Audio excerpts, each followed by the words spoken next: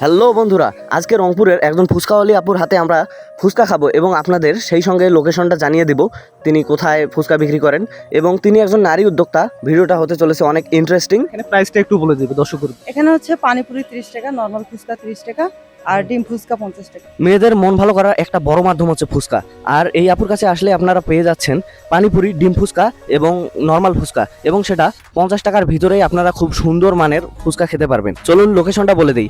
এই আপুকে আপনারা পাবেন সুরভি উদ্যান অর্থাৎ রংপুর শিশু পার্ক সুরভি উদ্যানের সামনে প্রবেশ পথেই এই আপুর দেখা পাবেন। সেই সঙ্গে আরেকটা কথা বলে দেই, আমরা প্রথমে এসে এই আপুকে আপু না বলে ভাইয়া বলেছিলাম, কারণ আমরা তার গেটআপ দেখে মনে করেছিলাম তিনি একজন ছেলে, কিন্তু না, তিনি পরে আমাদের বিষয়টা শিওর করেন।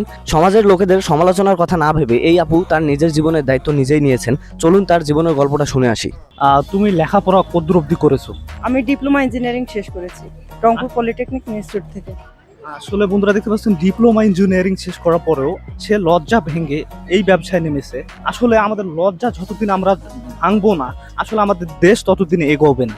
আমাদের লজ্জা ভেঙে মাঠে ঘাটে পথে সবখানে নামতে হবে। বেকার বসে থাকার চেয়ে কোনো কিছু করে খাওয়া অনেক গুণ বেটার। এবার খেয়ে দেখা যাক আসলে এই আপুর হাতের ফুচকার স্বাদ কেমন। কেমন ছিল আবির?